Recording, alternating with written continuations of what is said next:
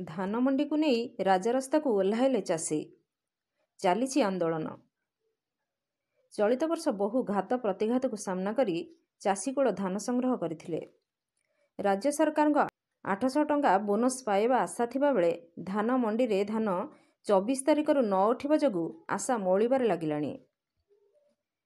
ଏହାର ପ୍ରତିବାଦରେ ଢେଙ୍କାନାଳ ଜିଲ୍ଲା କାଇମାଟି ଛକ ନିକଟରେ ଚନ୍ଦ୍ରଶେଖର ଆଞ୍ଚଳିକ ବିକାଶ ପରିଷଦର 7ଟି ପଞ୍ଚାୟତର ଚାଷୀ ଏହି ଆନ୍ଦୋଳନକୁ ଓହ୍ଲାଇଛନ୍ତି।